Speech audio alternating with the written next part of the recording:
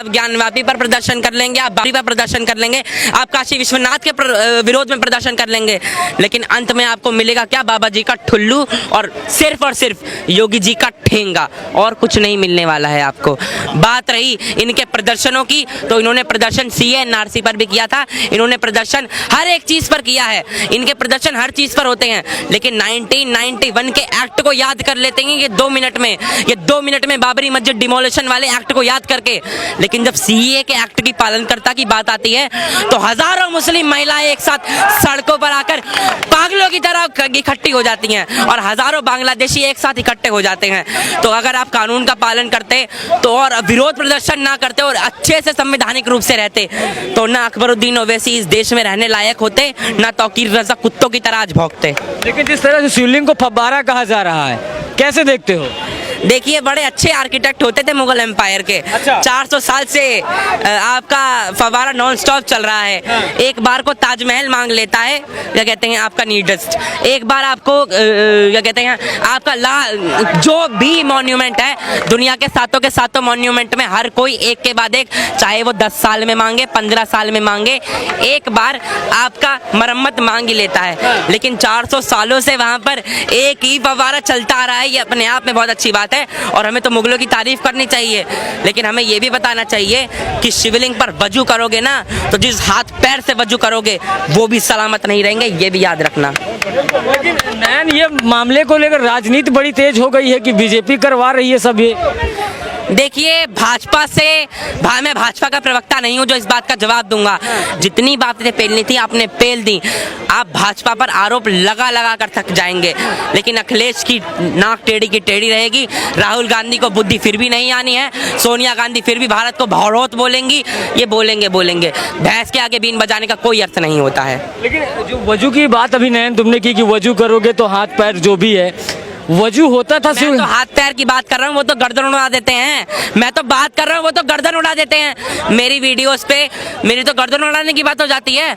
Comments में लाखों बार मुझे गालियां दी जाती हैं, लेकिन इग्नोर करते हैं ना, हम क्या करें। जहाँ पर हमारी संख्या 80% है वहाँ पर हम गालियां सुनते हैं, ये तो अपने आप में सोचने वाली विषय है। जहाँ पर हम इतने अच्छे तरीके से रहना चाहिए वहाँ पर ये हालात हैं, और जहाँ पर हम सबसे ज्यादा शक्तिशाली होने चाहिए थे वहाँ हमारी औकात 2 और 3% की रह गई है। जिस दिन हिंदुओं को समझ में आ गया कि आप पहले ठाकुर नहीं, मारकन, मैं अपने सरने को भी कोट कर रहा हूँ क्योंकि बाद में बहुत लोग बोलते हैं मारकन नहीं, दत्ता नहीं, ठाकुर नहीं, शर्मा नहीं, वर्मा नहीं, दलित नहीं, हिंदू हो, उस दिन आप 2-3% नहीं रहोगे, उस दिन आप 80% ही रहोगे। लेकिन जो बवाल है, अगर ओवैसी साहब कहते हैं कयामत तक रहेगी मस्जिद, ओवैसी साहब खुद कयामत तक रहेंगे, उसके भी लाले पड़े हुए हैं, वो मस्जिद को कयामत तक कहाँ से बचाएंगे। और बात रही उस चीज की, तो अकबरुद्दीन ओवैसी और असदुद्दीन ओवैसी जितना ही गालें, लेकिन वहां पर सैकड़ों साल से शिवलिंग स्थापित थी, चाहे वो 365 दिनों की कयामत की रात हो, सुबह हो या दोपहर हो या शाम हो, वो तो सबको पता है। बात रही मस्जिद की, तो कयामत के 2 दिन और झेल लीजिए अखिलेश यादव जी, असदुद्दीन ओवैसी जी, उसके बाद आपकी मस्जिद 72 हूरों के सपनों में और आपकी अच्छी सी रोमांटिक रातों में नजर आएगी, क्योंकि आपके 14 बच्चे उसी के बाद होते हैं। एक बात मैं ले लेता हूँ, सबसे बड़ी बात यह है जो पूरा मामला है, इस समय राजनीतिक नेता भी आ गए। अखिलेश यादव कह रहे हैं कि एक पत्थर रख दीजिए, चुनरी चढ़ा दिए, झंडा लगा दीजिए पेड़ के नीचे, वही मंदिर हो जाता है। आप एक हरी चादर बिछा दीजिए, सीमेंट गाड़ दीजिए, वही मजार हो जाती है। बहुत अच्छा सवाल है और बहुत अच्छा जवाब दिया है मैंने, क्योंकि आप यहाँ पे हरी चादर बिछा दो, यहाँ पे मेरी हरी टी शर्ट, आप यहाँ पे किसी की भी हरी टी शर्ट उठा के मैं ऐसे ही पटक दूंगा, उसके ऊपर अपनी जेब से 10 रुपए निकाल के रख दूंगा, ये रहे ये पैसे, ये डालूंगा मैं, और यहाँ पर रख दिए मैंने पैसे, बन गई मजार। ये भी तो इनका है, पहले खुद पे तो कंट्रोल करें। और बात रही मस्जिद की, तो कयामत की रात तक वहाँ मस्जिद नहीं थी अखिलेश यादव जी, और कयामत की रात तक वहाँ असदुद्दीन ओवैसी। तुम भी 200 साल 300 साल पहले ही कयामत के आए हो। तुम्हारे बाप दादा भी शायद हिंदू ही थे, चाहे वो असदुद्दीन ओवैसी के 13वीं पीढ़ी, इनके खुद की किताब the founder of Asaduddin Owaisi के पेज नंबर 768 के दूसरे अध्याय में क्या लिखा है कि मेरे 13वें दादा, जो मतलब दादाजी के दादाजी की 13वीं पीढ़ी थी, वो खुद हिंदू थे। तो आप अपनी किताब में ये बात लिख के मतलब खुद ही बकवास पेल रहे हैं, ये तो अपने आप में हास्यवर्धक बात है। और हमारे देश में भी एक शर्मनाक बात है, हमारे देश के जितने भी दर्शक यहाँ पे खड़े होकर ये तमाशा देख रहे हैं ना, मैं तमाशा ही कहूँगा, क्योंकि हम हिंदुस्तान में रहकर ये बातें कर रहे हैं, इतनी देर में शायद अगर हम पाकिस्तान में होते और हम ये बातें पेलते तो हमारी गर्दन उड़ जाती। नैन, एक बात आती है कि जिस तरह से ज्ञानवापी में शिवलिंग मिला है, वजू किया जा रहा था वहाँ पर, खासकर वजू को लेकर जो हिंदू समाज में नाराजगी है कि आखिरकार हमारे आराध्य के साथ ऐसा खिलवाड़ क्यों, कैसे देखते हो इसको? मैंने एक ट्वीट किया था, बड़ा हंगामा मचा था, 1 लाख से ज़्यादा लाइक आए थे। उस ट्वीट का नाम था कि मैंने रघुनाथ के लिए तो 500 साल इंतज़ार कर लिया, लेकिन देवादिदेव महादेव के लिए 5 दिन भी इंतज़ार नहीं करूंगा। वो दोबारा बोलता हूँ कि रघुनाथ जी के लिए तो 500 साल इंतज़ार कर लिया, लेकिन देवादिदेव महादेव के लिए 5 दिन भी इंतज़ार नहीं करूंगा। और जो तुमने कोर्ट पर सवाल उठाया, तो याद रखना, जिस तरीके से हमने तेजस्वी सूर्या जी के नेतृत्व में भारतीय जनता युवा मोर्चा ने उनके घर के आगे पोता था ना रंग, वैसे ही असदुद्दीन ओवैसी के मुंह पर भी पोतेंगे, क्योंकि इस देश में अगर आपने ये बात करी तो आपके मुंह पर भी ये तमाचा अवश्य पड़ेगा। लेकिन ओवैसी साहब तो कहते हैं कि बाबरी ले लिया, ज्ञानवापी के नंबर है, अगली बार मथुरा का नंबर है। 6 लाख का नंबर है, 3 का कहाँ गिन रहे हैं वो? हर मस्जिद के नीचे एक मंदिर है, 6 लाख हैं। देश में सबसे ज्यादा मस्जिद हिंदुस्तान में कैसे हो सकते हैं जहाँ की आबादी 20% मुसलमानों की है, और 20% भी नहीं है। आधिकारिक तौर पे गवर्नमेंट का डाटा 14.5% का है, तो 14.5% की आबादी में 6 लाख मस्जिद हो कैसे सकते हैं, ये भी अपने आप में है। ये 6 करोड़ बांग्लादेशी जो अवैध जहांगीरपुरी में उत्पाद मचाते हैं ना, असदुद्दीन ओवैसी आकर थोड़ा बुलडोजर का सहयोग कर देते ना, तो ये कचरा भी देश से बाहर हो जाता। लेकिन हाँ, उनकी रोटियों के लाले पड़ जाते, ये भी अलग बात है।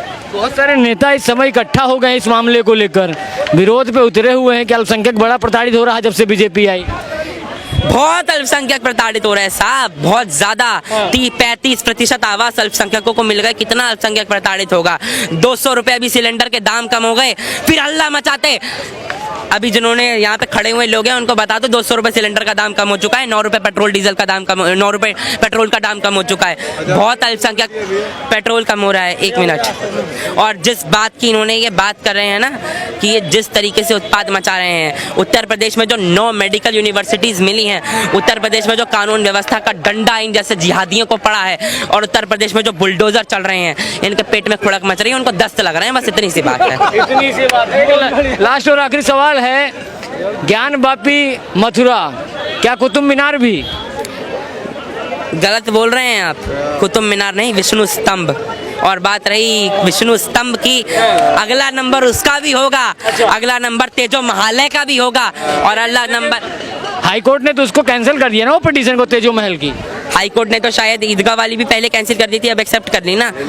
बस सवाल आसान है, जवाब भी बहुत आसान है। जवाब देना आसान होना चाहिए, और जवाब देना मस्तिष्क के आधार पर होना चाहिए।